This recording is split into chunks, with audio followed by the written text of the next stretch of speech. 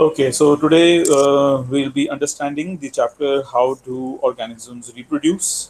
ठीक है, ऑर्गेनिजम्स में रिप्रोडक्शन कैसे होता है, तो आज हम प्लांट वाला जो पार्ट है उसको कवर करेंगे, जो कि बिफोर सेक्सुअल जो रिप्रोडक्शन है वो होगा। ठीक है, सो सेक्सुअल रिप्रोडक्शन से पहले वाला पार्ट हम आज करेंगे एंड सेक्सुअल रिप्रोडक्शन वाला पार्ट विल डू टुमारो। तो सबसे पहले स्टार्ट करते हैं। Before we discuss the mechanism by which organisms reproduce, let us ask a more basic question: why do organisms reproduce? After all, reproduction is not necessary to maintain the life of an individual organism, unlike the essential life processes such as nutrition, respiration, or excretion. On the other hand, if an individual organism is going to create more individuals, a lot of its energy will be spent in the process. So, why should an individual organism waste energy on the process? It does not need to stay alive. It would be interesting to discuss the possible answers in the question, sorry, in the classroom. So यहाँ पे आपको कहा है कि इससे पहले कि हम ये देखें कि जो रिप्रोडक्शन है वो ऑर्गेनिजम्स जो है वो कैसे करते हैं, उनके मैकेनिज्म्स क्या होते हैं, उससे पहले हमें ये जानना ज़रूरी है कि रिप्रोडक्शन हम करते क्यों हैं। क्योंकि रिप्रोडक्शन जो है वो कोई एक ऐसा प्रोसेस नहीं है कि अगर हम उसको नहीं करेंगे तो हम जिंदा नहीं रहेंगे। ठीक है, ऐसा नहीं होता है। रिप्रोडक्शन यानी कि हैविंग अ चाइल्ड, ये आपकी एक इंडिविजुअल चॉइस है। अगर आप एक बेबी करना चाहें तो आप एक बेबी कर सकते हैं, and if you don't want to, कोई भी आपको प्रेशराइज नहीं करता है। लेकिन अगर हम बात करते हैं न्यूट्रिशन की, रेस्पिरेशन की और एक्सक्रीशन की, ये प्रोसेसेस ऐसे हैं जिन्हें कि हमें अपनी लाइफ को मेंटेन करने के लिए करना ही करना पड़ता है, इसमें हमें कोई भी चॉइस नहीं मिलती है। तो अगर हम लाइफ प्रोसेसेस में न्यूट्रिशन, रेस्पिरेशन और एक्सक्रीशन को कंसिडर करते हैं तो वो तो समझ में आता है, लेकिन रिप्रोडक्शन को हम हमारी लाइफ प्रोसेसेस में इंक्लूड क्यों करते हैं? ठीक है, क्या रीजन है? क्योंकि अगर हम किसी भी इंडिविजुअल को क्रिएट करेंगे तो बहुत सारी एनर्जी हमारी स्पेंड होगी। ठीक है, अगर मैं बात करता हूँ about the humans, okay, so having a baby doesn't mean a physical interaction only. ऐसा नहीं है कि जो दो बॉडीज हैं वो आपस में मिली और एक जो बेबी है वो हमने प्लान कर लिया, ऐसा नहीं होता है। हमें बहुत सारी चीज़ें देखनी होती हैं, हमें हमारी जो बायोलॉजिकल हेल्थ है वो देखनी होती है, हमें हमारी फिजिकल हेल्थ देखनी होती है, हमें हमारी मेंटल हेल्थ देखनी होती है, एंड देन हमारे को हमारी फाइनेंशियल हेल्थ देखनी होती है कि हम फाइनेंशियली इस बेबी को बेयर कर भी पाएंगे या नहीं। एंड जैसे कि आप लोगों को पता ही है कि आप लोग बहुत खर्चीले होते हो, है ना। ऐसा तो होता नहीं है कि आप लोग बहुत सस्ते पड़ते हो अपने पेरेंट्स को।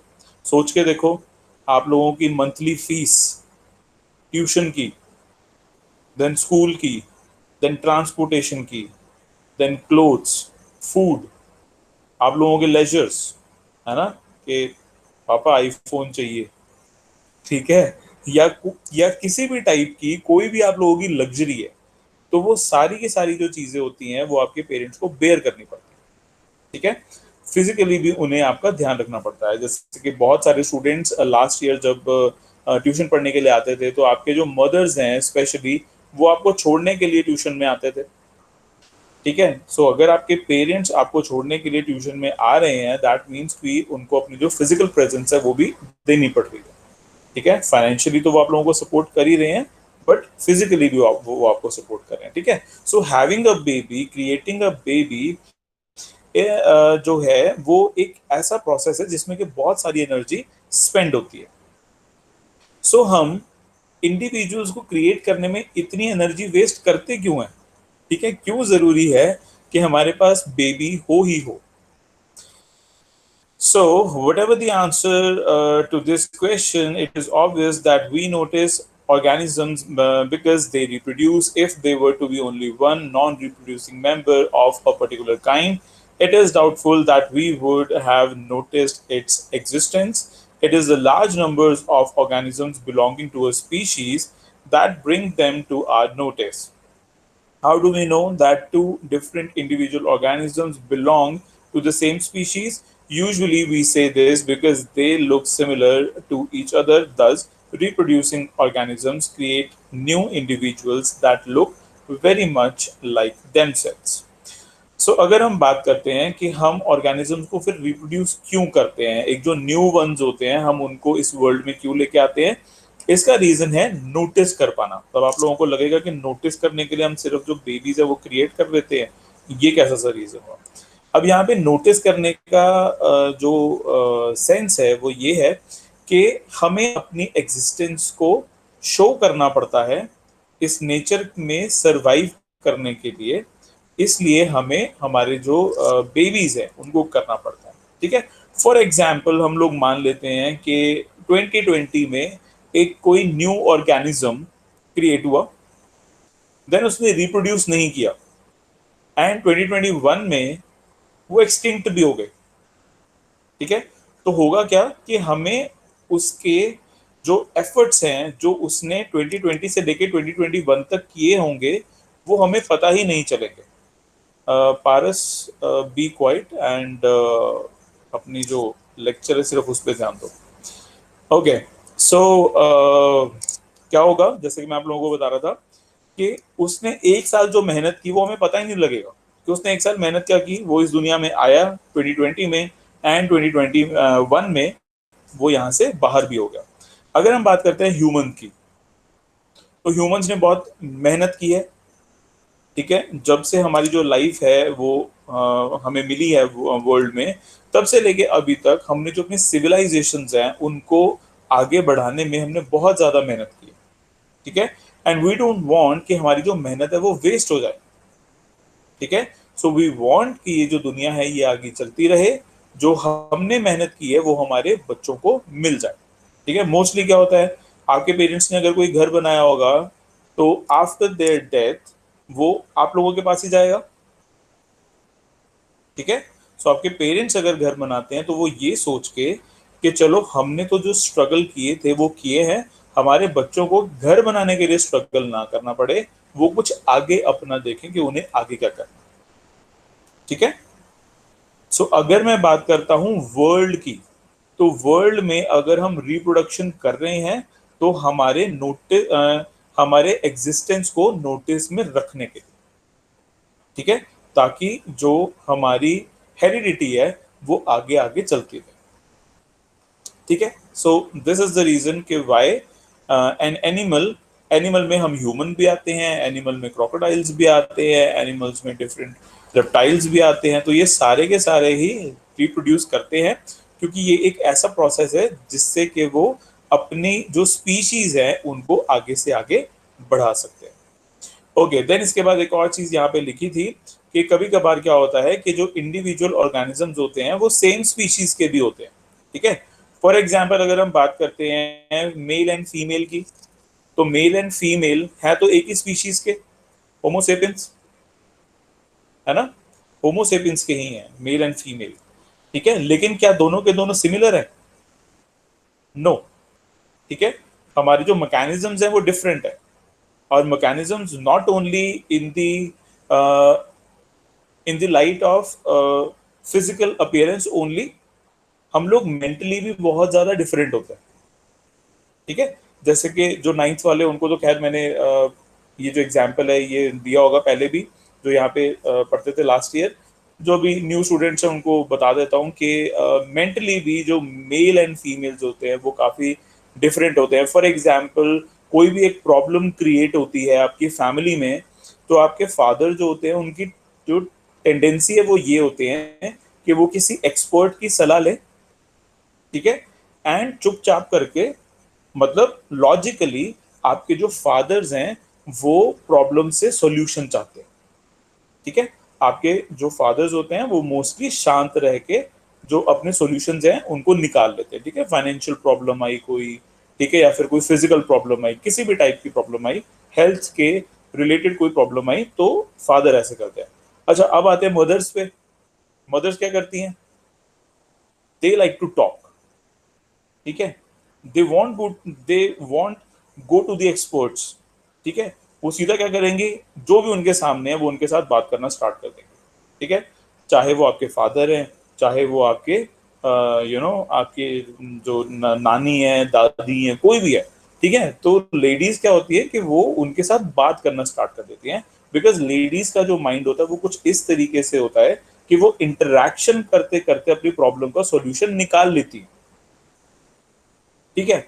और हमारे फादर क्या होते हैं, तू चुप कर जा यार, तू रहने दे, बोली जा रही है बोली जा रही है बोली जा रही है तब से, है ना। It happens, sound very familiar, ठीक है, क्योंकि हर घर में मोस्टली ऐसा ही होता है, क्योंकि हर फीमेल ऐसी होती है और हर मेल ऐसा ही होता है, ठीक है।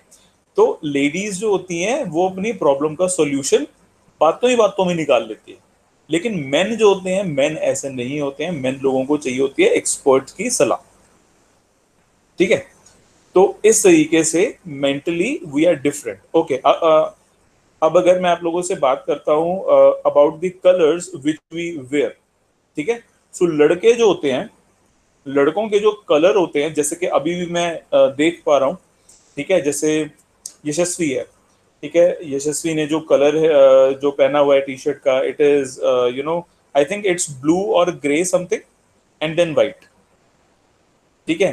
पारस ने पहना हुआ है समथिंग लाइक सिल्वर और वाइट में भी, आई एम नॉट श्योर, ठीक है, ग्रे कह रहा है यशस्वी, ठीक है। तो पारस ने कुछ ऐसा तो पहना हुआ है, ओके। देन उसके बाद हम आते हैं चिराग पे, चिराग ने कोई जो डार्क कलर है वो पहना हुआ है, वेदर इट इज ब्लू और ब्लैक, ठीक है। देन इसके बाद हम लड़कों में और कौन है, इसके बाद शाश्वत है, एंड देन वी हैव हंसप्रीत, दोनों ने ही रेड पहना हुआ है। अनमोल, मुझे आप दिख नहीं रहे हो कि आपका जो टी शर्ट का कलर है वो क्या है, डोंट नो क्या कलर है, वैसे बताओगे।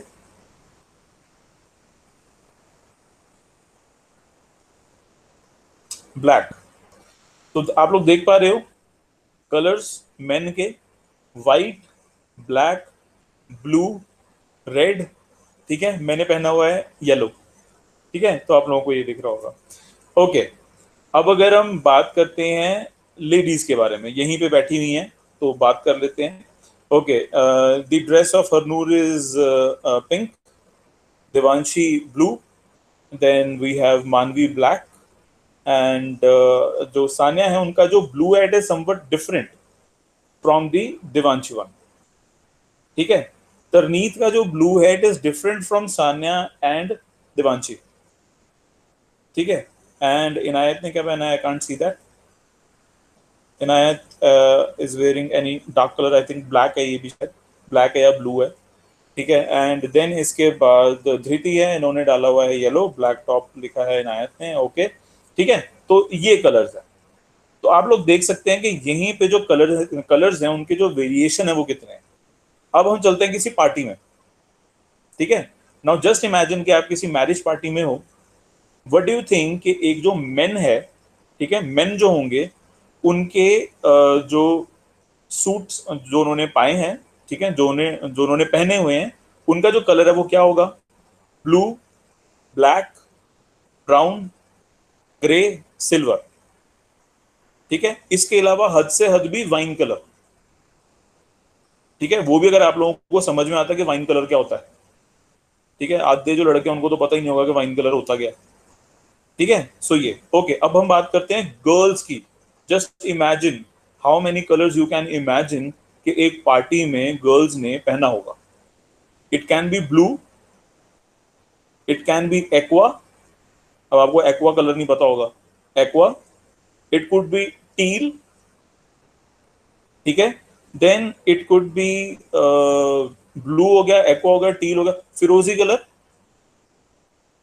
ठीक है। तो ब्लू में ही इतने सारे कलर्स, ठीक है। अगर पिंक पहना होगा तो लाइट पिंक भी हो सकता है, डार्क पिंक भी हो सकता है, मजेंटा भी हो सकता है, ठीक है, कोई भी कलर हो सकता है, ओके। ब्लू में एक और जो कलर है वो होता है पीकॉक कलर, ठीक है, एक होता है इलेक्ट्रिक ब्लू, ठीक है। तो इतने सारे कलर्स हैं।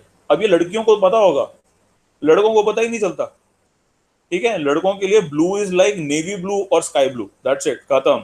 इसके बीच का हमें पता ही नहीं है ये एक्वा क्या होता है, फिरोजी क्या होता है, ये टील कलर क्या होता है, ठीक है।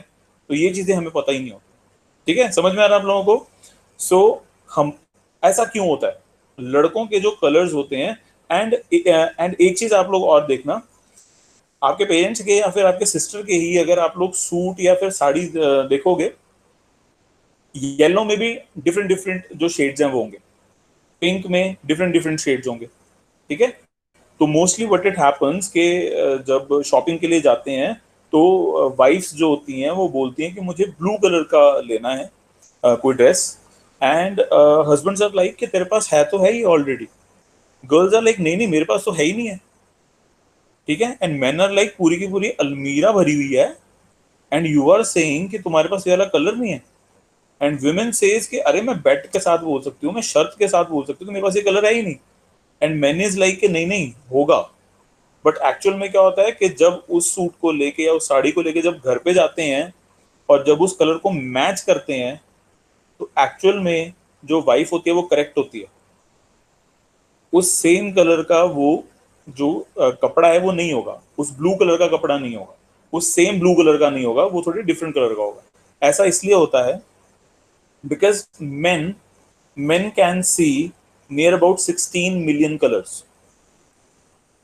ठीक है, men can see near about 16 million colors। women on the other hand can see 64 million colors। ठीक है, तो एक जगह है 16 मिलियन, एक जगह है 64 million colours. Now just imagine कि इसीलिए लड़कियों की जो ड्रेस होती है वो बहुत सारे कलर्स की होती है, एंड लड़के जो होते हैं उनके वही दो चार, वही जो मैंने बताया आपको, blue, black, grey, brown, wine, silver, grey, that's it, खत्म। इसके बाद नहीं होते, होते भी हैं तो it is very very rare. ठीक है, सो स्पीशीज जो होती हैं उनमें भी डिफरेंट डिफरेंट कैटेगरीज होती हैं। ठीक है, लेकिन वो स्पीशीज उनकी सेम होती है। अभी तो मैंने आपको सिर्फ मेल एंड फीमेल के बारे में बताया, इसी तरीके से ट्रांसजेंडर्स भी होते हैं। ठीक है, एक्चुअल में उनकी स्पीशीज क्या है, होमोसेपियंस ही है। ठीक है, तो एक ही स्पीशीज में डिफरेंट डिफरेंट कैटेगरीज हो सकती हैं। चलिए अब नेक्स्ट में आते हैं हम लोग। 8.1, do organisms create exact copy of themselves?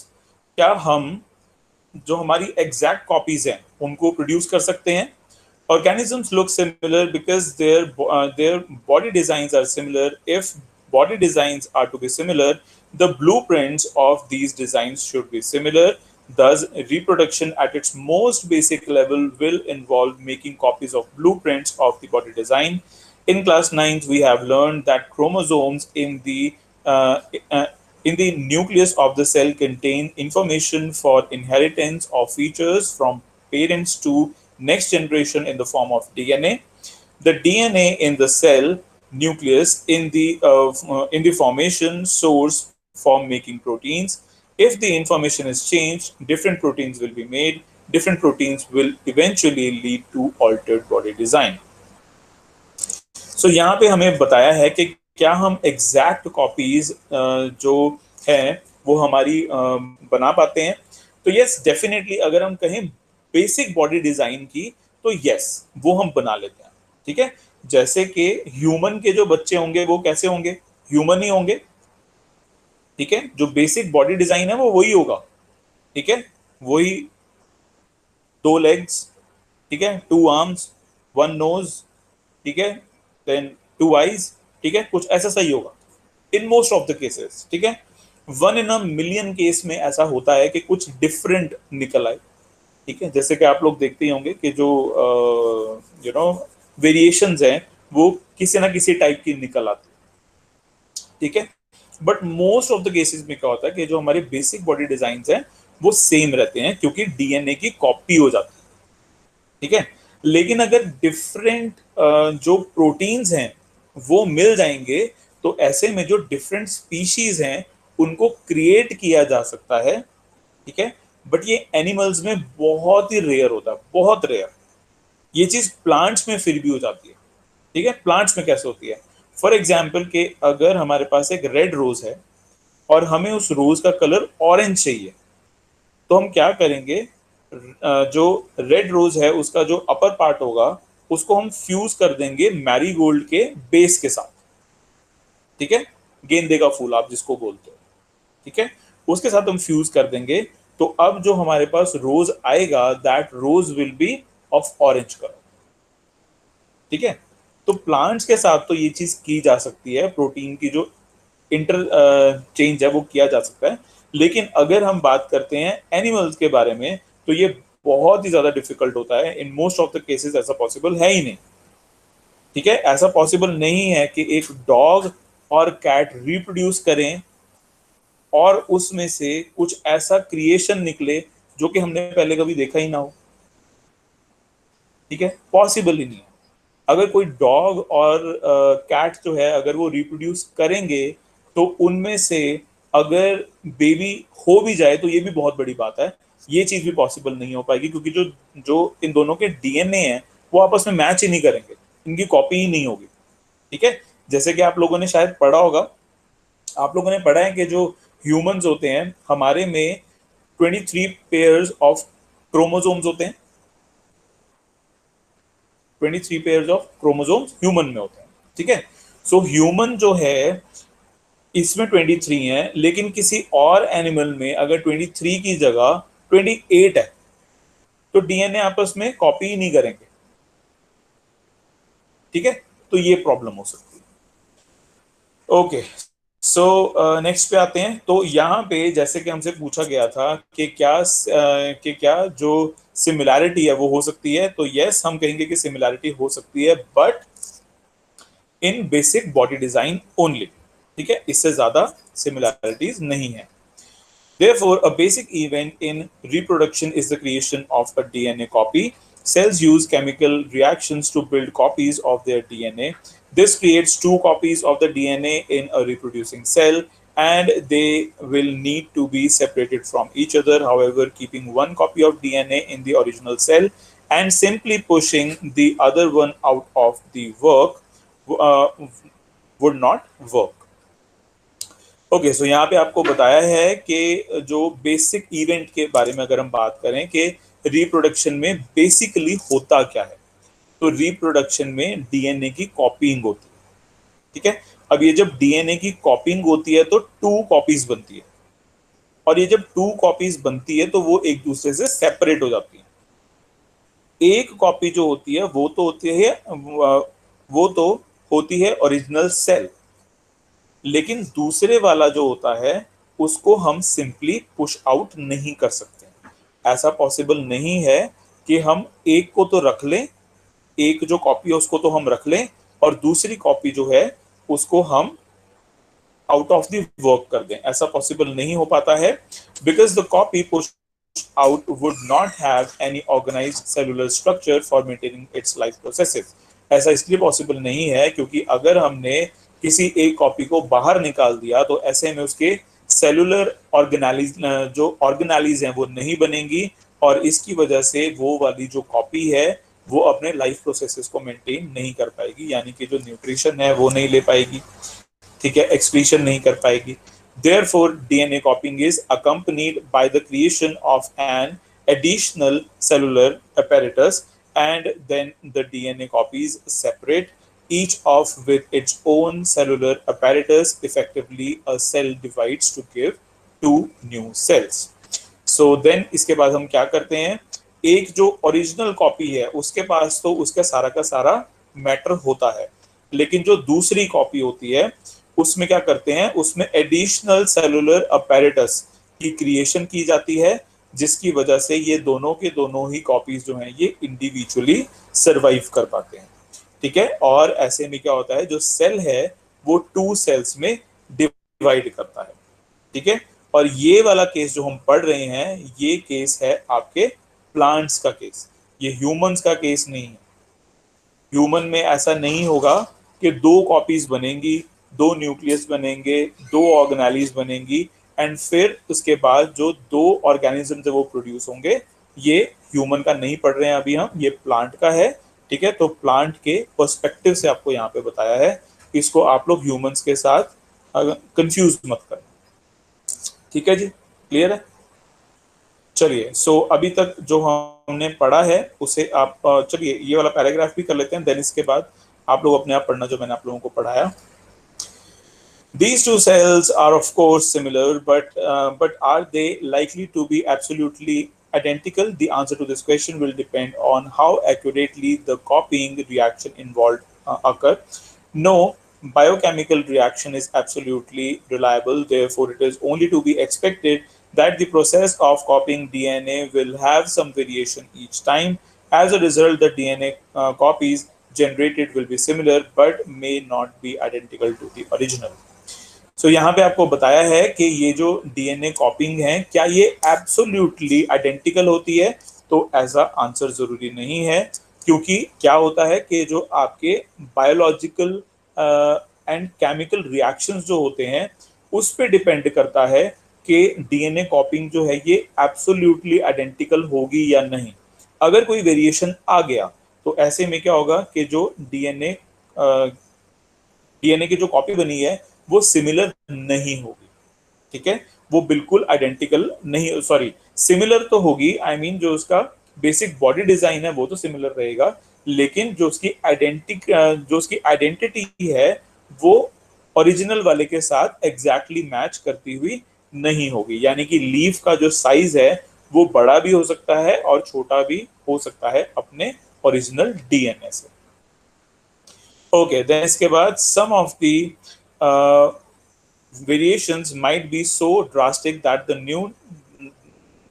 new DNA copy cannot work with the cellular apparatus inherent. Such a newborn cell will simply die. On the other hand, there could be many other variations in the DNA copies that would not lead to such a drastic outcome. Thus, the surviving cells are similar to, but subtly different from each other. This inbuilt tendency for variation during reproduction is the basis of evolution, as we will discuss in the next chapter. सो यहाँ पे अब आप इसको then इसके बाद आपको यहाँ पे बताया है कि डीएनए की जो कॉपिंग होती है उसके सेलुलर अपैरेटस से इनहेरेंट होती है।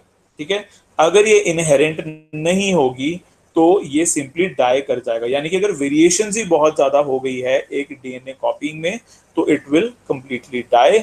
लेकिन अगर वेरिएशंस लिमिटेड हुई, थोड़ी बहुत ही हुई, तो ऐसे में डीएनए कॉपिंग में हल्के फुल्के से चेंजेस आ जाएंगे, लेकिन वो जो डीएनए है वो किल नहीं होगा। ठीक है, अब अगर मैं आपको ये मोटा मोटी बात समझा दूं कि यहाँ पे क्या बोला है, यहाँ पे ये बोला है कि जो डीएनए की जो कॉपिंग है वो होती है या नहीं होती है, तो इसका आंसर है कि यस होती है। देन इसके बाद आपसे पूछा है कि जो डीएनए है क्या उसकी जो कॉपीज होती हैं वो आइडेंटिकल होती हैं, क्या वो एग्जैक्टली सिमिलर होती हैं? तो यहाँ पे हमने आंसर दिया है कि यस वो सिमिलर होती हैं, लेकिन उस केस में अगर हम कहें कि उनके बेसिक बॉडी डिजाइन्स में, ठीक है, जो बेसिक बॉडी डिजाइन्स हैं वो तो आइडेंटिकल होते हैं, लेकिन उनकी पूरी की पूरी जो चीजें हैं, सारी की सारी जो चीजें हैं वो आइडेंटिकल हो, ऐसा कोई जरूरी नहीं है, क्योंकि डीएनए कॉपिंग के टाइम पे कुछ वेरिएशंस होते हैं। अगर वो वेरिएशंस बहुत ज्यादा ह्यूज हुए तो जो सेल होता है इट विल डाई। ठीक है, लेकिन जो वेरिएशंस हैं अगर वो थोड़े बहुत चेंजेस होते हैं तो ऐसे में जो सेल होता है वो एक सिमिलर जो ऑर्गेनिज्म है उसको रिप्रोड्यूस तो कर लेता है, ठीक है, लेकिन वो बिल्कुल आइडेंटिकल नहीं होता है। ठीक है, फॉर एग्जाम्पल आप लोगों को पता होगा कुछ जो न्यू बॉर्न्स होते हैं, ठीक है, वो मदर के टमी के अंदर ही दे डाई। ठीक है, पता होगा आप लोगों को, मिस कैरेज का नाम जिसको हम दे देते हैं। तो ऐसा क्यों होता है? क्योंकि जो वो सेल होता है ना वो उतना ज्यादा हेल्दी नहीं होता है। ठीक है, उसमें वेरिएशंस जो होते हैं वो बहुत ही ह्यूज अमाउंट में होते हैं। ठीक है, या तो उसका जो सर होगा वो बहुत ज्यादा बड़ा हो जाएगा, या फिर जो उसकी लेग है वो बहुत ज्यादा बड़ी हो जाएगी। ठीक है, तो कुछ ऐसा सा हो जाएगा। देन इसके बाद यहाँ पे एक और चीज लिखी है कि जो वेरिएशन है अगर वो थोड़ी बहुत ही हुई तो सिमिलर ऑर्गेनिज्म जो है वो रिप्रोड्यूस तो कर जाएंगे, लेकिन उनमें कुछ वेरिएशन होगी। अब आप लोगों को पता होगा कि कुछ जो बच्चे होते हैं वो ऐसे होते हैं जिनको कि हम स्पेशल चाइल्ड भी बोलते हैं। ठीक है, जब वो पैदा होते हैं तो वो एक नॉर्मल बच्चे की तरह नहीं होते। ठीक है, उनमें किसी ना किसी चीज की या तो कमी होगी या फिर एडिशन होगी। ठीक है, जैसे कि हमारे पास एक साइंटिस्ट थे, I am forgetting his name, जो कि व्हील चेयर में होते थे हमेशा। ठीक है। लेकिन उनका जो ब्रेन है वो बहुत ज्यादा एक्टिव था। मुझे नाम नहीं याद आ रहा उनका कि नाम क्या है। ठीक है, कुछ समथिंग हॉकिंस टाइप, कुछ ऐसा सा नाम था, या स्टीफन हॉकिंग, या ठीक है अनमोल, करेक्ट। ठीक है। तो हॉकिंग जो है, अगर आप सोच के देखो, अगर वो किसी एयरपोर्ट में हो, ठीक है, अगर वो किसी आम बंदे को देखेंगे, सॉरी, एक आम बंदा जो है वो अगर उनको एयरपोर्ट में देखेगा तो वो क्या कहेगा उनको देख के? एक वर्ड क्या निकलेगा उनके मुंह से, आम लोगों के मुंह से? एक ऐसा बंदा जो कि व्हील चेयर पे बैठा हो और उसकी जो और उसकी जो गर्दन है वो ऐसी हो, ठीक है, और वो बोल ना पाता हो, तो एक आम आदमी उसको देख के क्या बोलेगा? एक वर्ड बोल के देखो क्या होगा वो एक वर्ड? बेचारा। है ना? बेचारा बोलेगा। अब आप सोच के देखो कि वो व्हील चेयर पे बैठा हुआ बंदा जिसने कि यूनिवर्स के लिए एक लॉ निकाल दिया, ठीक है, और वो जब हम आम इंसानों को एयरपोर्ट में चलते हुए देखता होगा, अगर आप लोगों को उसकी इनकम का अंदाजा नहीं है तो he is a millionaire, he was a millionaire. ठीक है, right now he is dead. ठीक है, but he was a millionaire wheel chair में रह के। एंड वी पीपल, ठीक है, ज्यादातर जो लोग हैं वो क्या है, वो इकोनॉमी के लिए झेल रहे हैं। तो वो जो बंदा व्हील चेयर पे बैठा हुआ था हॉकिंग, वो क्या सोचते होंगे आम इंसानों के लिए? उनके भी मन से एक ही वर्ड निकलता होगा। क्या निकलता होगा? बेचारे। कि मैं व्हील चेयर में बैठ के मैंने $1 million कमा लिए, इन लोगों के पास तो सब कुछ ही अच्छा है, ये लोग नहीं कमा पाए। ठीक है। सो ये होते हैं वेरिएशंस। ठीक है। उनको जो ये वेरिएशन था वो उनके एक्सेस ऑफ माइंड की वजह से था। ठीक है। उनका जो माइंड है वो सुपर एक्स्ट्रॉर्डनरी था, लेकिन उनकी जो बॉडी है वो एक आम इंसान के जैसी भी नहीं थी। ठीक है। तो ये होते हैं कुछ वेरिएशंस।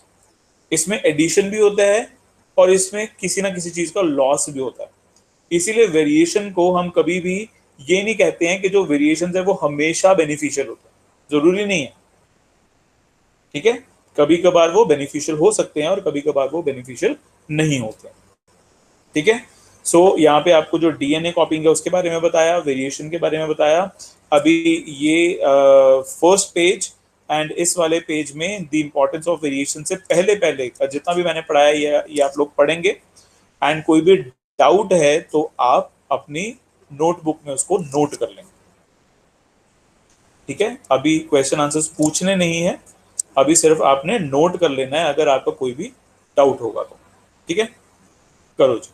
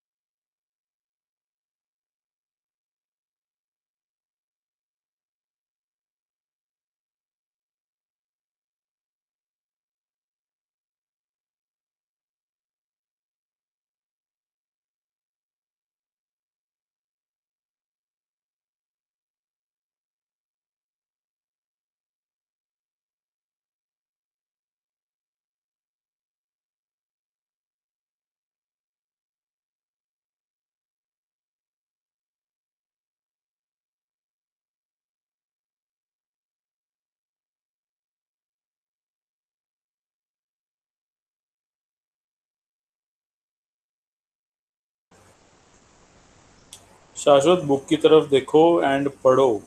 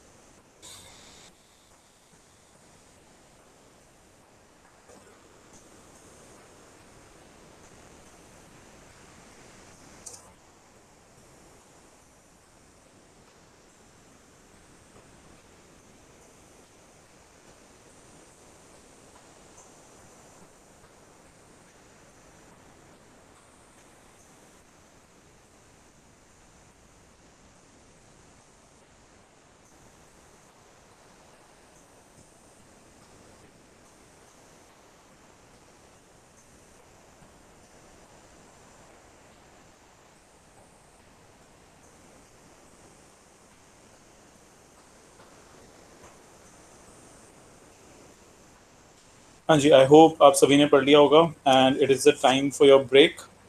ठीक है, सो 5 मिनट्स की आपकी ब्रेक है एंड देन ब्रेक के बाद हम लोग ज्वाइन करेंगे। शार्पली 4:50 पे आप लोग आ जाने चाहिए, क्योंकि मैं स्टार्ट कर दूंगा 4:50 पे। ठीक है, I am not going anywhere. ठीक है, मैं 4:50 पे स्टार्ट कर दूंगा, तो शार्पली 4:50 पे आ जाना।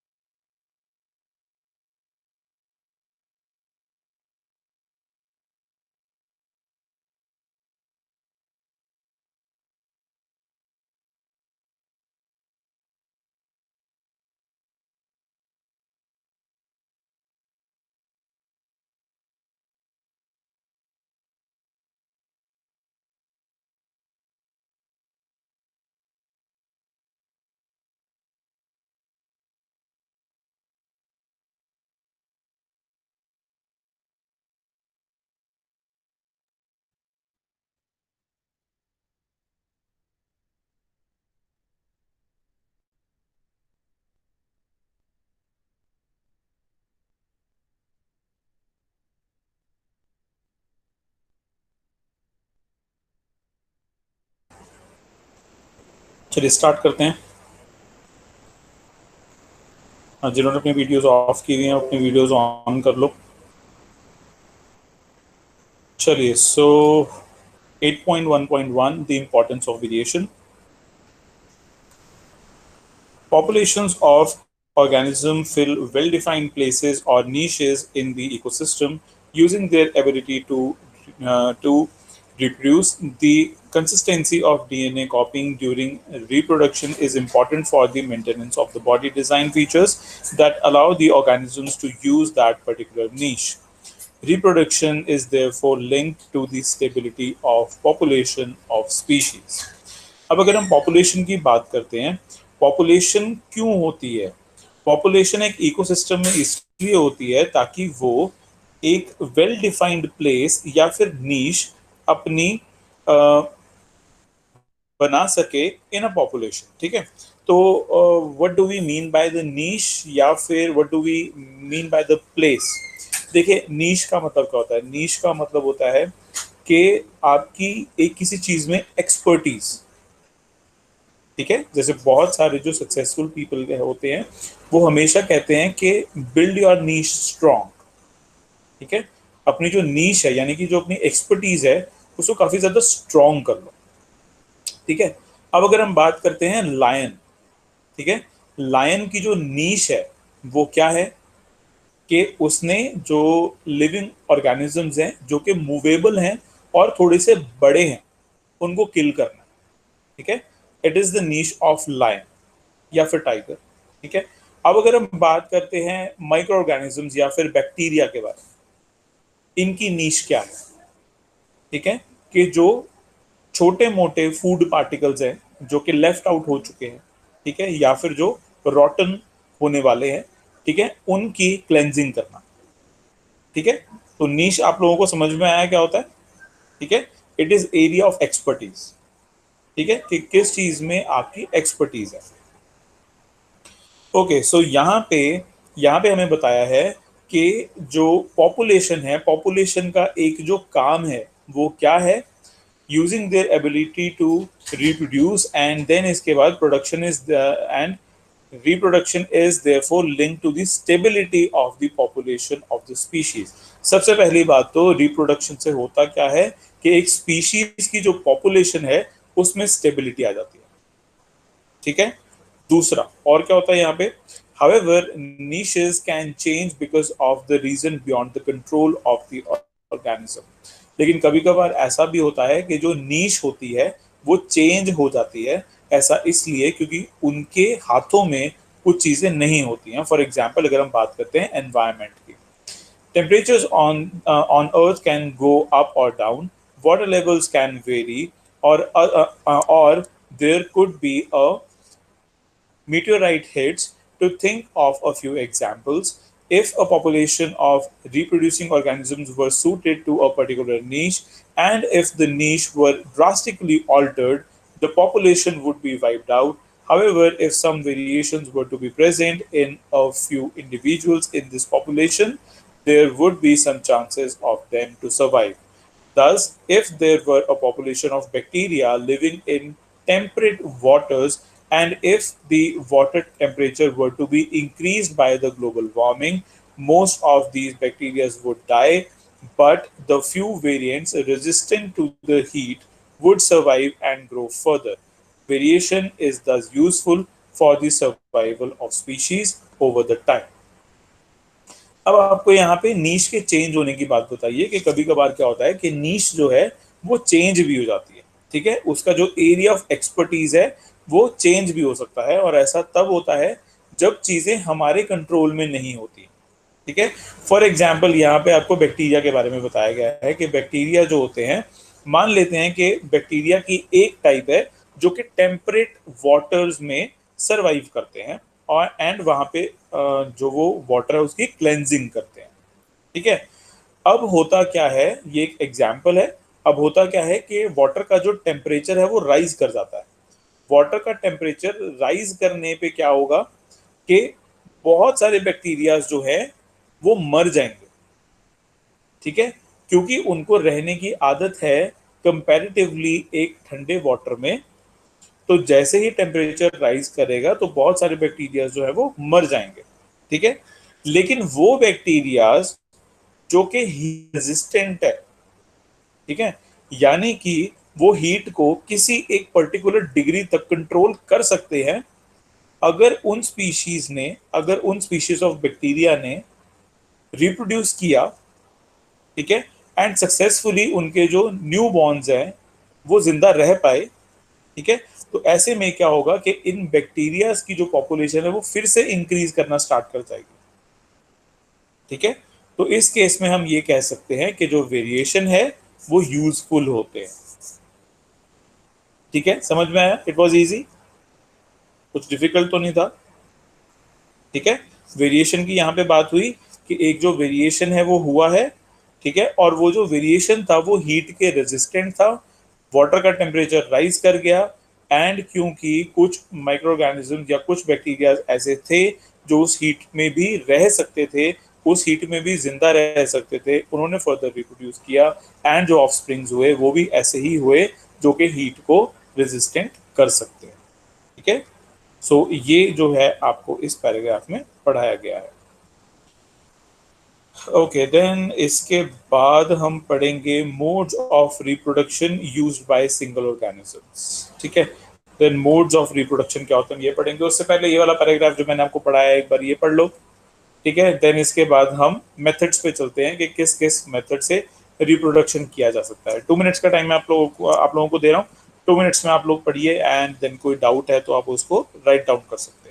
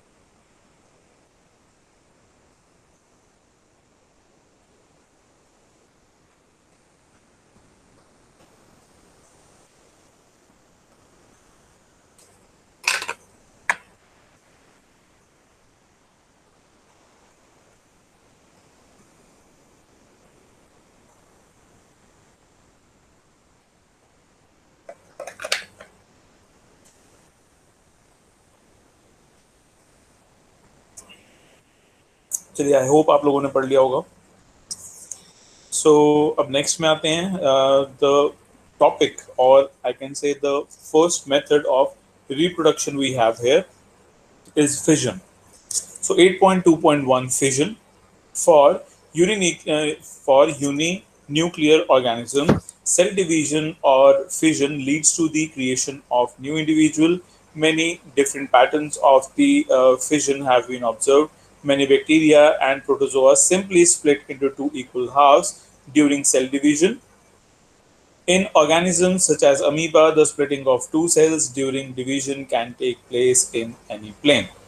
So यहाँ पे सबसे पहले आप लोगों को बताया गया है फिजन। अब फिजन का मतलब अगर आप लोगों को पता है, एक होता है फिजन, उसका ऑपोजिट होता है फ्यूजन, ठीक है। फ्यूजन का मतलब होता है किन्हीं दो चीजों का या दो से ज्यादा चीजों का एक दूसरे के साथ जुड़ना, ठीक है। और फिजन का मतलब क्या होता है? सेपरेट हो जाना, ठीक है। तो यहाँ पे सबसे पहले क्या होगा कि एक जो अडल्ट पेरेंट है वो अपनी मेच्योरिटी पे दो डॉटर सेल्स में सेपरेट कर जाएंगे, इसको हम बोलेंगे फिजन, ठीक है। बाइनरी फिजन, बाइनरी मतलब दो की फिजन, ठीक है।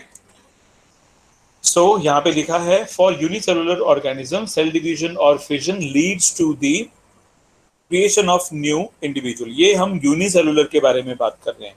यानी कि सिर्फ एक सेल जिस ऑर्गेनिज्म में होता है उसके बारे में बात कर रहे हैं कि उसमें फिजन के प्रोसेस से न्यू इंडिविजुअल्स को क्रिएट किया जा सकता है। ठीक है, बहुत सारे जो डिफरेंट पैटर्न्स हैं वो इसमें ऑब्जर्व किए जाते हैं। बहुत सारे बैक्टीरिया, बहुत सारे प्रोटोजोआ जो होते हैं वो सिंपली स्प्लिट कर जाते हैं टू इक्वल हाफ्स में, और ऐसे में क्या होता है कि न्यू इंडिविजुअल हमें मिल पाता है। और यहाँ पे स्पेसिफिकली बताया है कि अमीबास जो होते हैं वो टू सेल्स में स्प्लिट कर जाते हैं। ठीक है, और ये जो स्प्लिटिंग है ये किसी भी प्लेन में हो सकता है, यानी कि उनका कोई एक पर्टिकुलर प्लेस नहीं होता है कि जहां से उनको अपनी स्प्लिटिंग करनी होती है। ये स्प्लिटिंग कहीं पे भी पॉसिबल है। However, some unicellular organisms show somewhat more organization of their bodies, such as seen in Leishmania, which causes Kala Azar, which have a whip-like structure at one end of the cell. In such organisms, binary fission occurs in a definite orientation in relation to these structures. सो अगर हम बात करते हैं लिश्मेनिया के बारे में, वहां पे जो ये स्प्लिटिंग होती है ये थोड़ी सी ऑर्गेनाइज्ड होती है। ठीक है, क्योंकि उस सेल का जो एक एंड होता है वो विप लाइक होता है। ठीक है, विप आपको पता ही है, जो सॉफ्टी के ऊपर वाला जो पोर्शन होता है उसको हम विप लाइक स्ट्रक्चर बोलते हैं। तो उसका जो एक स्ट्रक्चर होता है, एक एंड का जो स्ट्रक्चर होता है वो विप लाइक स्ट्रक्चर होता है। तो यहाँ पे जो स्प्लिटिंग होगी वो एक पर्टिकुलर ऑर्गेनाइजेशन के थ्रू होगी। ठीक है, यानी कि वो ऑर्गेनाइज होगी। जो अमीबा है उसकी तरह नहीं है कि कहीं से भी वो स्प्लिट कर रही है। Okay, other single cell organism such as malarial parasite plasmodium divide into many daughter cell simultaneously by multiple fission. अब ये जो फिजन है उसी का एक और वेरिएशन है जिसको हम बोलते हैं मल्टीपल फिजन। ठीक है, अभी तो हमने पढ़ा बाइनरी फिजन के बारे में, यानी कि दो डॉटर सेल्स जो हैं वो उसमें से रिलीज होंगी। अब हम पढ़ रहे हैं मल्टीपल फिजन के बारे में। जो प्लाज्मोडियम है वो बहुत सारे डॉटर सेल्स में साइमल्टेनियसली डिवाइड कर जाता है। ठीक है, yeast on the other hand can put out small buds that separate and grow further, as we saw in activity 8.1। लेकिन अगर हम यीस्ट की बात करते हैं तो यीस्ट में क्या होता है, यीस्ट में जो स्मॉल बड्स हैं वो बनने स्टार्ट हो जाते हैं। ठीक है, that separate and grow further, और फिर उसके बाद उनमें सेपरेशन होनी स्टार्ट हो जाती है और फिर वो इंडिविजुअली ग्रो करना स्टार्ट कर जाते हैं। ठीक है, सो फिजन में आप लोगों ने पढ़ा है एक तो बाइनरी फिजन, एक आपने पढ़ा है मल्टीपल फिजन, और एक आपने पढ़ा है कि जो फिजन है वो पहले एक बड होता है, यानी कि एक ही छोटा सा बड होता है स्मॉल, और फिर उसके बाद वो धीरे धीरे धीरे धीरे सेपरेट होने स्टार्ट हो जाते हैं और फिर वो ग्रो करने लगते हैं।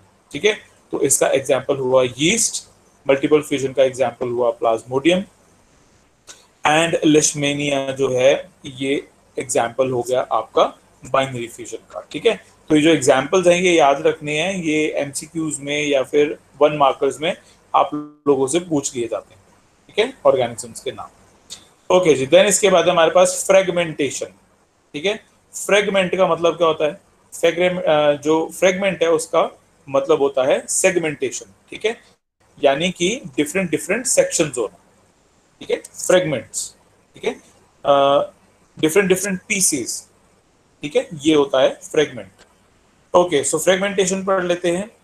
जैसे कि नाम से ही हमें पता है कि इसमें डिफरेंट डिफरेंट सेक्शंस जो हैं, डिफरेंट डिफरेंट पीसेस जो हैं वो बन जाएंगे।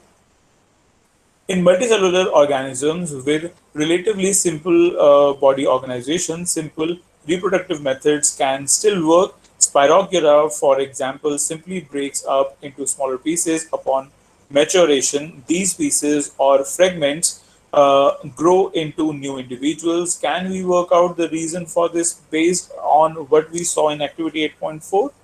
सो यहाँ पे आपको सबसे पहले बताया है कि जो यहाँ पे फ्रेगमेंटेशन है ये इसका एग्जाम्पल हमारा क्लियर होगा स्पायरोगेरा से। ठीक है, स्पायरोगेरा एक ऐसा ऑर्गेनिज्म है जो कि फ्रेगमेंटेशन करता है। ठीक है, इसमें क्या होता है, स्पायरोगेरा जब भी मेच्योर हो जाता है तो मेच्योर होने के बाद वो सिंपलर एंड स्मॉलर पीसेस में ब्रेक डाउन कर जाता है, एंड जितने वो पीसीज होते हैं फिर वो सारे के सारे ही न्यू इंडिविजुअल बन जाते हैं।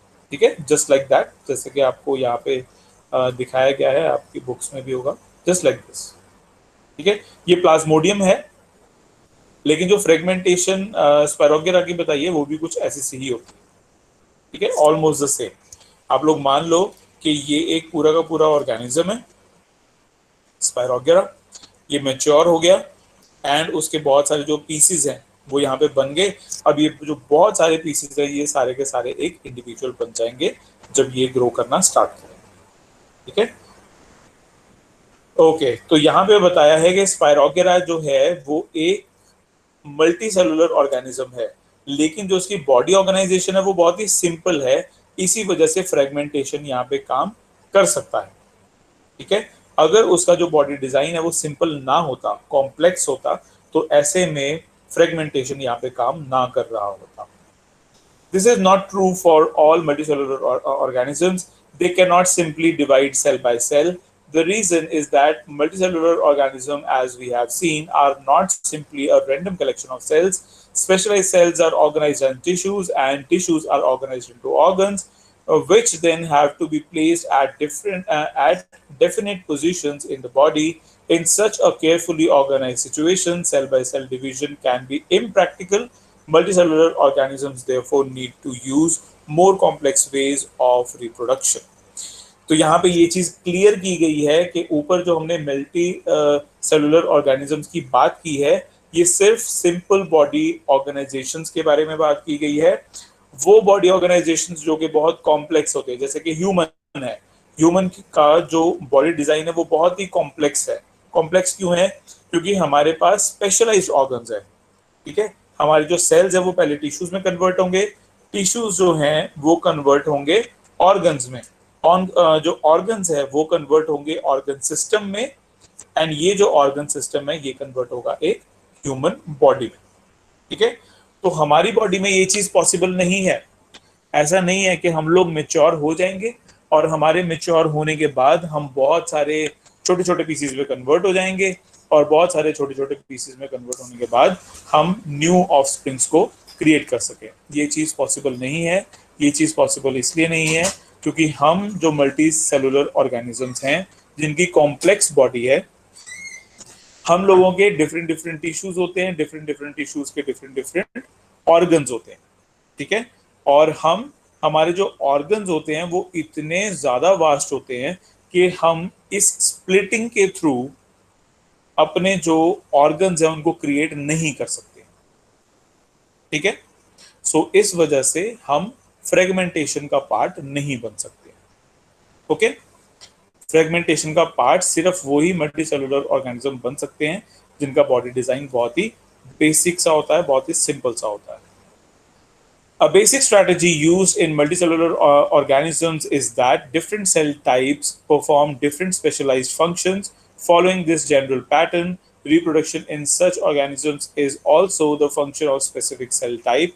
How is production to be achieved from a single cell type if the organism itself consists of many cell types? The answer is that there must be a single cell type in the organism that is capable of growing and then making other cell types under the right circumstances. तो यहाँ पे पूछा है कि ऐसा possible कैसे हो पाया कि जो मल्टी सेलुलर ऑर्गेनिजम्स हैं वो स्पेशलाइज्ड जो फंक्शंस है उनको परफॉर्म कर पाए।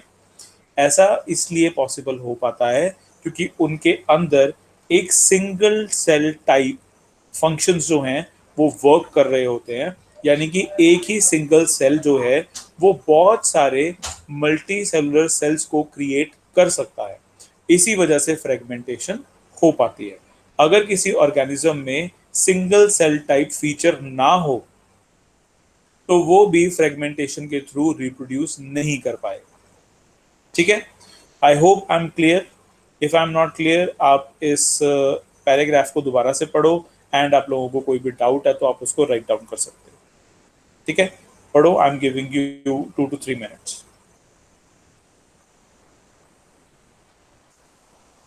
फिजन वाला पार्ट भी पढ़ लो एंड फ्रेगमेंटेशन वाला पार्ट भी पढ़ लो, दोनों पार्ट्स पढ़ लो।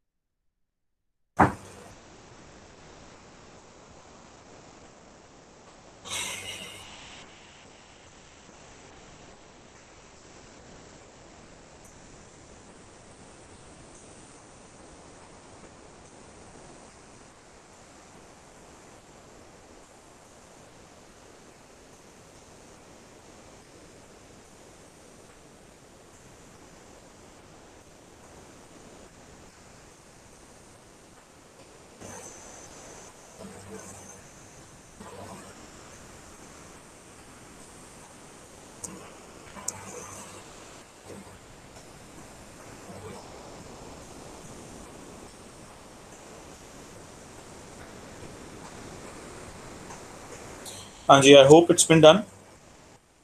नेक्स्ट स्टार्ट करें, नोट कर दो जरा, करें नेक्स्ट स्टार्ट। चलो ठीक है जी। सो नेक्स्ट पार्ट पढ़ेंगे हम regeneration. Now what is regeneration? जैसे कि नाम से ही आप लोगों को क्लियर हो रहा होगा कि ये रीजेनरेट कर रहा है। ठीक है। सो कोई एक ऑर्गेनिज्म है जो कि ऑलरेडी है, ठीक है, जो कि ऑलरेडी एग्जिस्टेंट है, ठीक है, और उससे एक एक जो नया ऑर्गेनिज्म है वो रीजनरेट कर रहा है उसी सेम ऑर्गेनिज्म से। वही यहाँ पे हम पढ़ेंगे अभी। Many fully differentiated organisms have the ability to give rise to new individual organisms from their body parts. That is, if the individual is somehow cut or broken up into many pieces, many of these pieces grow into special individuals. For example, special animals like Hydra and Planaria can be cut into many number of pieces and each piece grows into a complete organism. This is known as regeneration. So regeneration क्या है? एक बार हम figure 8.3 में भी देख लेते हैं। देखिए, ये आपके पास रीजनरेशन है। एक ऑर्गेनिज्म है जिसको कि हमने कट किया 3 पीसेस में, एंड फिर उसके बाद वो 3 इंडिविजुअल्स में क्रिएट हो गया। ठीक है, this is known as regeneration. तो रीजनरेशन में हम कर क्या रहे हैं? इसमें एग्जाम्पल आपके पास आएगा प्लेनेरिया का एंड हाइड्रा का। तो इन्हें क्या करते हैं कि अगर हम इनके काफी जो पीसेस हैं, अगर हम इसको कट कर दें तो ऐसे में क्या होगा कि ये अपने आप को सेपरेट इंडिविजुअल्स में फिर क्रिएट कर लेते हैं। ठीक है। देन इसके बाद regeneration is carried out by specialized cells. These cells proliferate and make large numbers of cells. From this mass of cell, different cells undergo changes to become various cell types and tissues. अब regeneration में होता क्या है? Regeneration is carried out by specialised cell. ये एक specialised cell से process हो पाता है। These these cells proliferate. Proliferate का जो मतलब है वो क्या होता है? लार्ज नंबर्स में डिवाइड हो जाना। ठीक है। तो ये लार्ज नंबर ऑफ सेल्स में कन्वर्ट हो जाते हैं। लार्ज नंबर ऑफ सेल्स में कन्वर्ट होने के बाद जो इनके डिफरेंट डिफरेंट सेल्स हैं वो वेरियस सेल टाइप्स में जाते हैं, देन टिश्यूज में जाते हैं, एंड देन ये ऑर्गेनिजम्स बन पाते हैं। Okay, so these changes take place in an organized sequence referred to as development. However, regeneration is not the same as reproduction, since most organisms would not normally depend on being cut upon to be able to reproduce. So regeneration जो है ये ज़्यादातर normally जो organisms है उनमें ये process नहीं होता है, क्योंकि ये चीज़ें बहुत ही एक्सीडेंटली होती हैं। ठीक है। आप खुद सोच के देखिए कि जो हाइड्रा है, अगर वो किसी जंगल में रह रहा है, ठीक है, तो वो अपने आप को कट कैसे करेगा? ठीक है, अपने आप को कट करना इज नॉट पॉसिबल। ठीक है। तो एक्सीडेंटली अगर वो कट हो गया तो वो अपने आप को रीजनरेट कर लेगा। ठीक है। लेकिन ये वाला जो प्रोसेस है ये एक्चुअल में स्टेबल नहीं होता। ठीक है।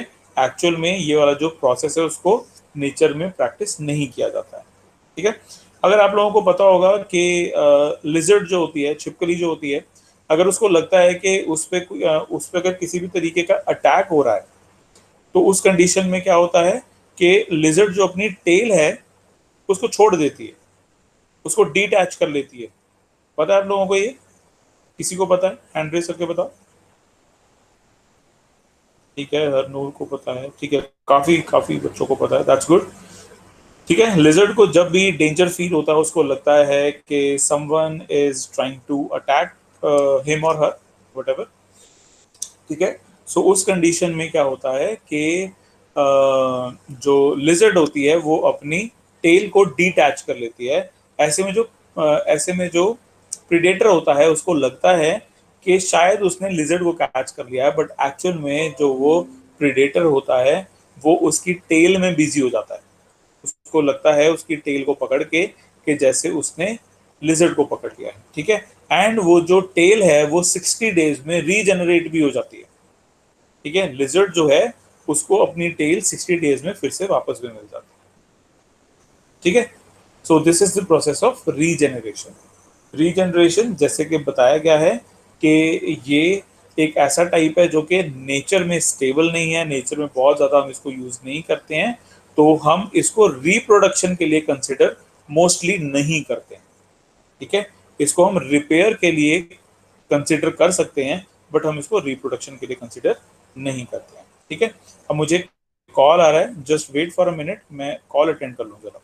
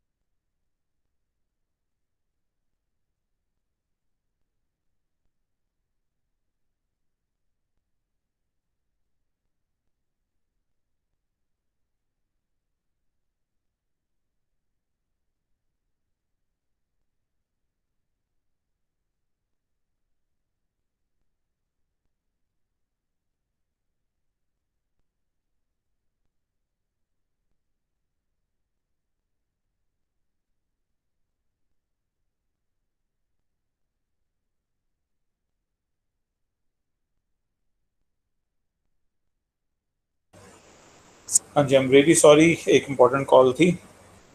चलिए ठीक है। सो रीजनरेशन आपको मैंने बता दिया। इसके बाद हम बात करते हैं बडिंग के बारे में। What is budding? Organisms such as Hydra use regenerative cells for the reproduction in the process of budding.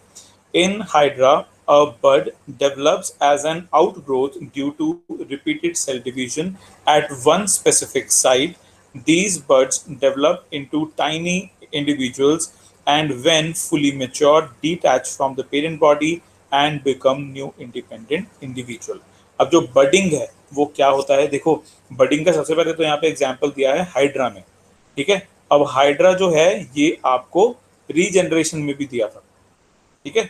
So hydra जो है वो दोनों ही प्रोसेस को रिप्रेजेंट करता है, बडिंग को भी एंड रीजनरेशन को भी, ठीक है। तो एक तो ये आपने याद रख लेना है। देन इसके बाद ये प्रोसेस होता कैसे है, ये देखो ये प्रोसेस कुछ इस तरीके से होता है कि सबसे पहले तो जो एक बड है वो हल्का सा बाहर की तरफ निकल जाएगा, ये बड जो है ये हल्का सा बाहर की तरफ निकल जाएगा, फिर ये जो बड है ये थोड़ा सा आउट ग्रोथ हो जाएगा, ठीक है, बाहर की तरफ ग्रो करने लगेगा। देन इसके बाद ये एक अडल्ट हाइड्रा बन जाएगा, ठीक है, और फिर ये बिल्कुल डी अटैच हो जाएगा, ठीक है, ये यहाँ पे आगे दिया नहीं हुआ है, ठीक है, लेकिन ये बिल्कुल डी अटैच हो जाएगा और ये भी इस अडल्ट हाइड्रा की तरह एक्ट करेगा, ठीक है। तो इस प्रोसेस को हम बोलते हैं बडिंग। तो ये प्रोसेस इतना सही था। देन इसके बाद हमारे पास है vegetative propagation. Vegetative propagation, vegetative propagation जैसे कि नाम से ही आप लोगों को क्लियर हो रहा है कि वेजिटेशन जो है उसको यहाँ पे प्रोपोगेट किया जा रहा है, ठीक है, यानी कि अपने जो डिजायर्ड कैरेक्टरिस्टिक्स हैं वो अगर हमें चाहिए तो वो हम वेजिटेटिव प्रोपोगेशन से करेंगे, ठीक है। फॉर एग्जाम्पल हमें रोज का कलर चाहिए ऑरेंज कलर का, तो वो किससे होगा, वेजिटेटिव प्रोपोगेशन से। हम चाहते हैं कि जो हमारा एप्पल है वो डिजीज रेजिस्टेंट हो, ठीक है, वो किससे होगा, वेजिटेटिव प्रोपोगेशन से। हम चाहते हैं कि जो हमारा बैम्बू ट्री है वो मिनिएचर साइज में आ जाए, वो किसमें होगा, वेजिटेटिव प्रोपोगेशन के थ्रू, ठीक है। तो कोई भी अगर हमें डिजायर्ड कैरेक्टर चाहिए होती है तो वो कैरेक्टर्स जो हैं वो हमें मिलते हैं कहां से, वेजिटेटिव प्रोपोगेशन मेथड से। सो देखते हैं इस पैराग्राफ में क्या लिखा है। There are many plants in which parts like root, stem, and leaves develop into new plants under appropriate conditions. Unlike in most animal, plant can indeed use such a mode of reproduction. जैसे कि बहुत सारे plants होते हैं, उनके जो parts हैं, चाहे वो रूट है, चाहे वो स्टेम है, चाहे वो लीव्स हैं, उन्हें अगर हमें अप्रोप्रिएट कंडीशंस के अंदर लेके आना होता है, ठीक है। So just wait a minute,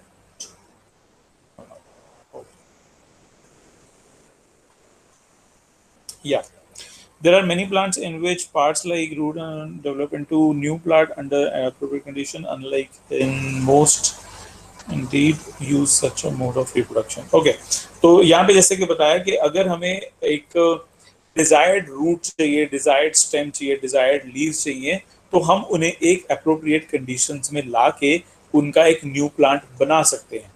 लेकिन unlike in most animal, animal में ऐसा नहीं हो पाता है। एनिमल में जो जेनेटिक इंजीनियरिंग है उस पे काम किया जाता है, ठीक है, ऐसा होता है, ठीक है। इफ यू वांट कि आपके जो बेबी का कलर है वो फेयर हो तो इट इज पॉसिबल नाउ, ठीक है। एक होती है जेनेटिक इंजीनियरिंग, ठीक है। So it is possible if you want कि उसके जो आईज का कलर है वो ब्लू हो, इट इज पॉसिबल, ठीक है। इफ यू वांट कि उसके जो हेयर का कलर है वो ब्लॉन्ड हो, इट इज पॉसिबल, ठीक है। बट वो चीजें जो है वो डिफरेंट है। अभी हम पढ़ रहे हैं प्लांट के बारे में, ठीक है। सो प्लांट में क्या होता है कि जैसे यहाँ पे बताया कि एनिमल्स में अपने जो डिजायर्ड कैरेक्टरिस्टिक्स हैं उनको अचीव करना बहुत मुश्किल होता है, लेकिन इस मोड का रिप्रोडक्शन प्लांट में करना बहुत ही आसान है, ठीक है, इसको किया जा सकता है। कैसे होता है ये? This property of vegetative propagation is used in methods such as layering or grafting to grow many to grow many plants like sugarcane, roses, or grapes for agricultural processes. Plants raised by vegetative propagation can bear flowers and fruits earlier than these produced from seeds. Such methods also make possible the propagation of plants such as banana, orange, rose, and jasmine that have lost the capacity to produce seeds. Another advantage of vegetative propagation is that all plants produced are genetically similar enough to the parent plant to have all its characteristics. सो यहाँ पे आपको बताया है कि जो vegetative propagation है इसके method क्या हो सकते हैं। इसके मेथड हो सकते हैं लेयरिंग या फिर ग्राफ्टिंग। ठीक है, लेयरिंग एंड ग्राफ्टिंग क्या होती है, ये आपको यहाँ पे दिया नहीं गया है। लेयरिंग एंड ग्राफ्टिंग क्या होती है, देखिए लेयरिंग एंड ग्राफ्टिंग क्या होती है मैं आपको वैसे समझा देता हूँ। मान लीजिए कोई प्लांट है, ठीक है, ये एक प्लांट है, ठीक है, एंड हमने क्या किया कि इसको हमने सॉइल में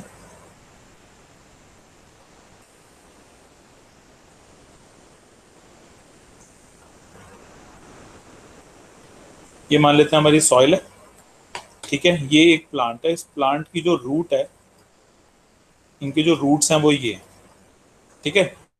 सो अब क्या होगा, हमने इसकी लेयरिंग करनी है। लेयरिंग के लिए हम क्या करेंगे, हम ये वाली जो ब्रांच है,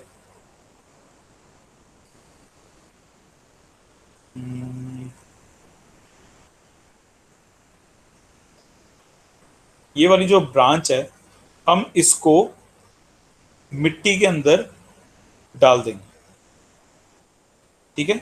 ऐसे करके हम इसको मिट्टी के अंदर डाल देंगे।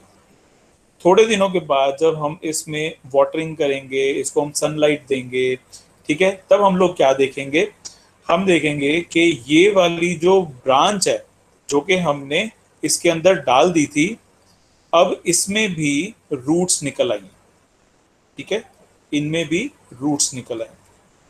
इस मेथड को हम क्या करते हैं, क्या बोलते हैं, इस मेथड को हम बोलते हैं लेयरिंग, ठीक है, ये लेयरिंग होता है। इसके बाद हम आते हैं ग्राफ्टिंग पे। ग्राफ्टिंग क्या होता है, देखिए ग्राफ्टिंग होता है, जैसे कि मैंने आप लोगों को बताया था कि हमें चाहिए कि जो रोज है वो ऑरेंज कलर का हो। तो हम क्या करेंगे, हम एक प्लांट लेंगे रोज, उसको हम थोड़ा सा स्लांटिंग वे में कट करेंगे, ठीक है, और इसके नीचे हम ले लेंगे मैरीगोल्ड का प्लांट, आई मीन रूट वाला, जो नीचे स्टेम होगी, ठीक है, स्टेम जो है वो हम ले लेंगे मैरीगोल्ड की। तो ये वाला जो हमारा पोर्शन है, ये जो हमारा पोर्शन है, I am very very sorry, ये ज़्यादा ही हो गया।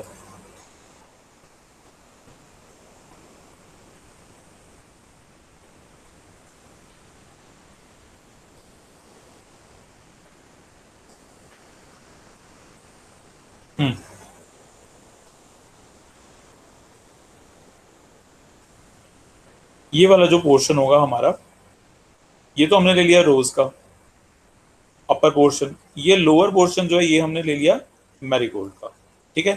अब हम क्या करेंगे, हम इसकी कर देंगे ग्राफ्टिंग। ग्राफ्टिंग का मतलब क्या हुआ, ग्राफ्टिंग का मतलब ये हुआ कि हमने इसके पट्टी बांध देनी, ठीक है। तो अब हम क्या करेंगे, हम ग्राफ्टिंग कर देंगे। हम एक कपड़ा लेके आएंगे एंड वो कपड़ा जो होगा वो हम यहाँ पे रैप कर देंगे, ठीक है, रैप कर देंगे, दोनों को हम आपस में जोड़ देंगे, ठीक है। इस मेथड को बोलते हैं हम ग्राफ्टिंग, ठीक है। एक का अपर पोर्शन लिया, एक का लोअर पोर्शन लिया, और टेप के थ्रू या फिर क्लोथ के थ्रू उसको हमने अटैच कर दिया। इसको हम बोलते हैं ग्राफ्टिंग। समझ में आया लेयरिंग क्या होती है और ग्राफ्टिंग क्या होती है, ठीक है। सो वेजिटेटिव प्रोपोगेशन जो है वो हम लेयरिंग एंड ग्राफ्टिंग से अचीव कर सकते हैं।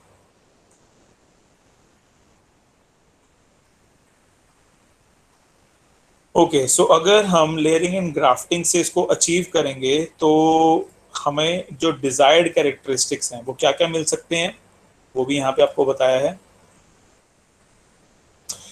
ओके, सो यहाँ पे आपको बताया है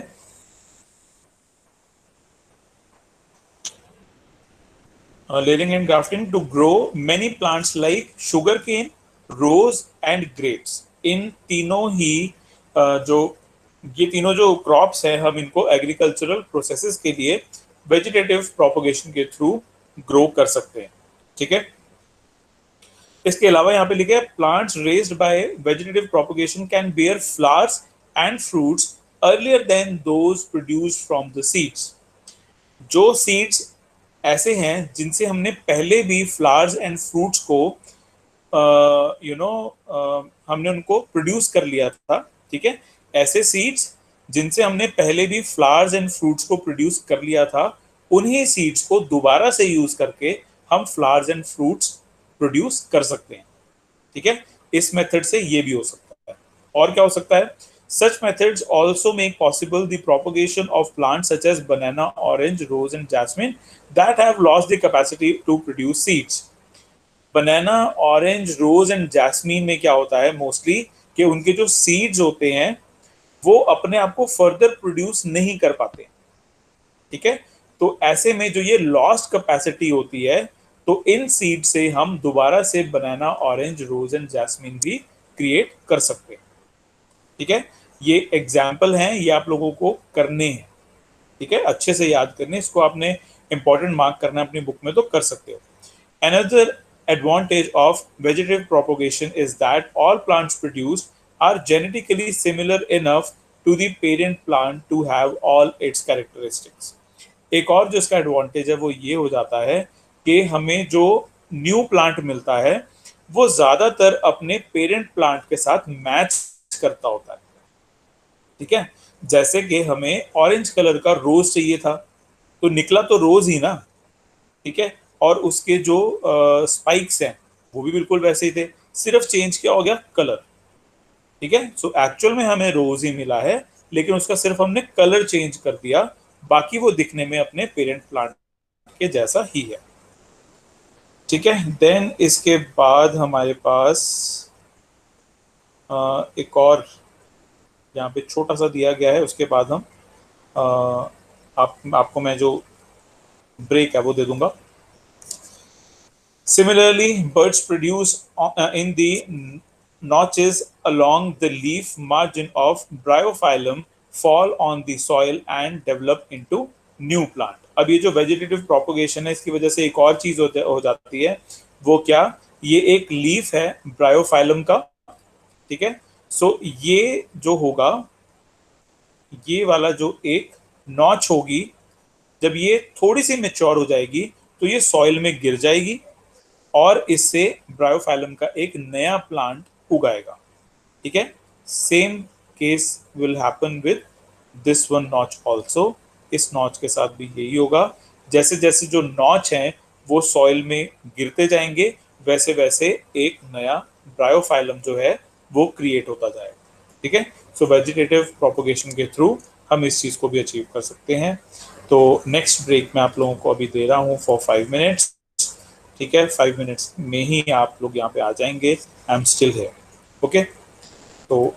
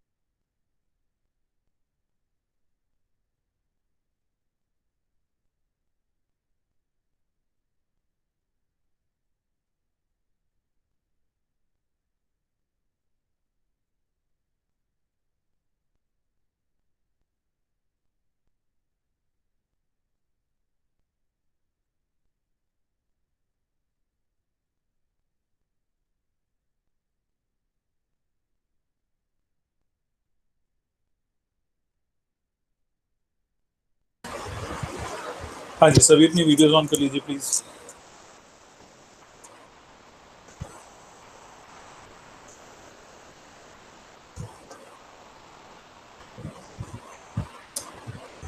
चलिए, सो सेकंड लास्ट टॉपिक करेंगे आज का,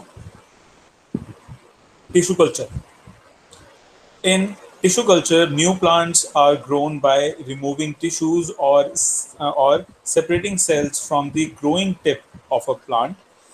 The cells are then placed in an artificial medium where they divide rapidly to form a small group of cells or callus.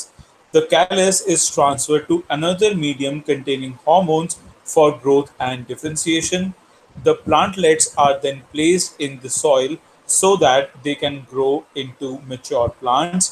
Using tissue culture, many plants can be grown from one parent in disease free conditions. This technique is commonly used for ornamental plants. So tissue culture के बारे में आपको बताया गया है। यहाँ पे आपको बताया है कि जो टिश्यू कल्चर है उसमें हम सबसे पहले तो क्या करते हैं, new plants are grown by removing tissues और separating cells from the growing tip of the plant. हम कोई भी एक नेचुरल प्लांट लेते हैं और उस नेचुरल प्लांट की जो ग्रोइंग टिप होती है उसमें से हम जो टिश्यू है उसको रिमूव कर लेते हैं। ठीक है, देन जो हमने टिश्यू रिमूव किया है उसे हम एक आर्टिफिशियल मीडियम में डाल देते हैं। आर्टिफिशियल मीडियम का मतलब क्या है, एक आर्टिफिशियल सॉल्यूशन में डाल देते हैं। ठीक है, these cells are then placed in an artificial medium where they divide rapidly to form a small group of cells or callus. ठीक है, ग्रोइंग टिप से जो हमने टिश्यूज रिमूव किए थे उसे हम डाल देते हैं एक आर्टिफिशियल सॉल्यूशन में। उस आर्टिफिशियल सॉल्यूशन में ये जो सेल्स होते हैं ये रैपिडली डिवाइड करते हैं, यानी कि ये बहुत सारे सेल्स बन जाते हैं जिनको कि हम बोलते हैं कैलस। फिर ये जो कैलस होता है हम इसको एक अनदर मीडियम में यानी कि एक अनदर सॉल्यूशन में ट्रांसफर कर देते हैं जहां पे के ग्रोथ हार्मोन्स होते हैं। ठीक है, सो उस सॉल्यूशन के अंदर इन्हें ग्रोथ हार्मोन्स मिलते हैं, ये ग्रो करते हैं और फिर इनमें डिफरेंशिएशन होनी स्टार्ट हो जाती है। ठीक है, यानी कि ये एक छोटे छोटे जो ऑर्गेनिजम्स हैं या फिर जो यू कैन से प्लांट है उसमें ये ग्रो करना स्टार्ट कर देते हैं। ठीक है, उस सॉल्यूशन में। एंड देन इसके बाद जो ये प्लांटलेट्स होते हैं, जो ये छोटे छोटे से प्लांटलेट्स होते हैं, देन हम इनको दोबारा से सॉइल में डाल देते हैं एंड ये सॉइल में फिर एक मेच्योर प्लांट बन जाते हैं। अब ये टिश्यू कल्चर हम करते क्यों हैं? टिश्यू कल्चर हम इसलिए करते हैं ताकि हमें एक डिजीज फ्री कंडीशन में प्लांट्स जो हैं वो बहुत सारे मिल सके। Using tissue culture, many plants can be grown from one parent in disease-free condition. This technique is commonly used for ornamental plants. Ornamental plants आप लोग समझते होंगे वो plants जिन्हें के हम लोग सिर्फ सुंदर दिखते हैं, वो प्लांट इसलिए वो हमें अच्छे लगते हैं। अगर आप लोग यू नो ओमैक्स में गए हैं जो पीजीआई के पास पड़ता है, नहीं गए हैं, बद्दी कभी गए होंगे। अगर आप लोग कभी बद्दी गए हो, न्यू चंडीगढ़ देखा है आप लोगों ने? ठीक है, किसी ने तो सुना ही शायद फर्स्ट टाइम होगा कि न्यू चंडीगढ़ नाम की भी कोई जगह है। ठीक है, पीजीआई का जो बैक साइड है वहां पे न्यू चंडीगढ़ है। ठीक है, एंड वहां पे ऑर्नामेंटल ट्रीज लगे हैं जो हाईवे है उसके सेंटर में। ठीक है, डिवाइडर जहां पे है वहां पे, तो वो जो ऑर्नामेंटल ट्री है उस एक ट्री की कॉस्ट है 1.25 लाख रुपीस। ठीक है, एंड वहां पे बहुत सारे लाइन में वो जो ऑर्नामेंटल ट्रीज हैं वो लगे हुए हैं। ठीक है, सो ऑर्नामेंटल ट्रीज को बनाने के लिए हम टिश्यू कल्चर का यूज करते हैं। ठीक है, क्योंकि अगर ऑर्नामेंटल ट्रीज, एक तो ये कमर्शियली बहुत ज्यादा प्रॉफिटेबल होते हैं। ठीक है, तो अगर हम इस चीज की इंजीनियरिंग करेंगे तो साइंटिस्ट को बहुत सारा पैसा मिलेगा, कंपनीज जो हैं उनको बहुत सारा पैसा मिलेगा। ठीक है, सो ऑर्नामेंटल प्लांट्स जो होते हैं उनको हम टिश्यू कल्चर के थ्रू क्रिएट कर सकते हैं। ठीक है, सो ये था आपका टिश्यू कल्चर। आई होप आप लोगों को समझ में आया होगा। ग्रोइंग टिप से हमने एक टिश्यू को रिमूव किया, उसको हमने आर्टिफिशियल मीडियम में डाला। आर्टिफिशियल मीडियम में डालने से उसने रैपिडली डिवाइड किया। रैपिडली डिवाइड करने के बाद ये जो कैलस था उसको हमने ट्रांसफर किया एक ऐसे सॉल्यूशन में जहाँ पे ग्रोथ हार्मोन्स हैं। ग्रोथ हार्मोन से वो डिफरेंशिएट किया, यानी कि वो एक प्लांटलेट बन गया। अब ये जो प्लांटलेट है उसको हमने सॉइल में डाला, सॉइल में जाके वो मैच्योर हो गया, और ऐसे में हमें क्या अचीव हुआ, हमें एक डिजीज फ्री कंडीशन में बहुत सारे जो प्लांट्स हैं उनको हम अचीव कर पाए। और ये जो टेक्निक है ये ऑर्नामेंटल प्लांट्स के लिए यूज किया जाता है। Last topic we have for the day is spore formation. Even in many simple multicellular organisms, specific reproductive parts can be identified. The thread-like structures that develop on the bread in activity 8.2 above are the hyphae of the bread mold, which is rhizopus. They are not a reproductive part. On the other hand, the tiny blob on a stick structure are involved in reproduction. अब ये देखिए, कभी आपने bread देखी है जो कि खराब हो गई हो, उसके ऊपर एक थ्रेड लाइक स्ट्रक्चर होता है, ठीक है। वो थ्रेड लाइक स्ट्रक्चर जो होता है उसको हम बोलते हैं राइजोपस।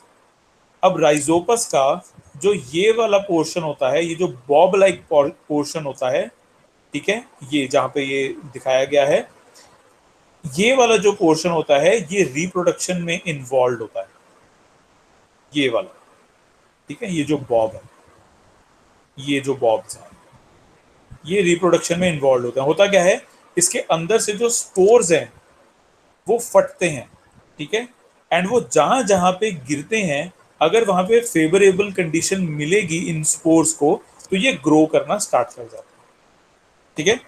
बॉब्स के अंदर बहुत सारे स्पोर्स होते हैं। जब बॉब फटता है तो जिन जिन जगह पे ये स्पोर्स जाते हैं, और इन स्पोर्स को अगर वहां पे फेवरेबल कंडीशन मिलती है तो ये वहां पे ग्रो करना स्टार्ट कर जाते हैं। इसी को हम बोलते हैं spore formation. Okay, so next, the blobs are sporangia which contain cells और स्पोर्स। अब ये जो ब्लॉब हैं इनको हम बोलते हैं स्पोरेंजिया, ठीक है। इनमें सेल्स होते हैं या फिर स्पोर्स होते हैं that can eventually develop into rhizobus individual. The spores are covered by a thick wall that protects them until they come into contact with another moist surface and can begin to grow. अब ये जो blobs होते हैं ये sporangia होते हैं, इसमें sales होते हैं, इसमें स्पोर्स होते हैं, और ये राइजोपियस इंडिविजुअल में डेवलप करते हैं। अब ये डेवलप कब करते हैं, ब्लॉब जो होता है उसके आसपास एक थिक वॉल होती है। उस थिक वॉल के आसपास अगर उसे कोई मॉइस्ट कंडीशन नहीं मिलती है तो जो ब्लॉब है वो स्कैटर नहीं करता है, ठीक है। जो स्पोर्स है वो उसमें से स्कैटर नहीं करेंगे। जब ब्लॉब को एक मॉइस्ट सरफेस मिलेगी, एक फेवरेबल कंडीशन मिलेगी, तभी जाके जो ब्लॉब है वो फटेगा एंड जो स्पोर्स हैं वो ग्रो कर पाएंगे, ठीक है। एंड देन इसके बाद last paragraph, all the modes of reproduction that we have discussed so far allow new generation to be created from a single individual. This is known as asexual reproduction. अभी तक हमने जितने भी methods किए उन सभी मेथड में एक सिंगल इंडिविजुअल यानी कि एक पेरेंट से ही बहुत सारे जो न्यू ऑफस्प्रिंग्स हैं वो हो पाए हैं, और इस प्रोसेस को हम बोलते हैं एसेक्सुअल रिप्रोडक्शन, ठीक है। सो यानी कि अभी तक हमने जितने भी मेथड किए हैं, whether it is budding, fission, fragmentation, regeneration, vegetative propagation, tissue culture, and then last में अभी हमने पढ़ा है स्पोर फॉर्मेशन, ये सारे के सारे जो मेथड्स हैं ये एसेक्सुअल मोड ऑफ रिप्रोडक्शन है। यानी कि इसमें एक ही पेरेंट इन्वॉल्व होता है और उस एक पेरेंट से हम बहुत सारे जो न्यू ऑफस्प्रिंग्स हैं उनको क्रिएट कर पाते हैं। अब कल के लेक्चर में हम पढ़ेंगे सेक्सुअल रिप्रोडक्शन, एंड कल आपका ये चैप्टर फिनिश हो जाएगा, ठीक है। अब मैं आप लोगों को 2 मिनट्स का टाइम दे रहा हूँ। जो अभी मैंने पढ़ाया आप लोगों को स्पोर फॉर्मेशन, ठीक है, इसे आप दोबारा पढ़ेंगे, एंड कोई भी डाउट है आप उसको राइट डाउन कर लें, कीजिए।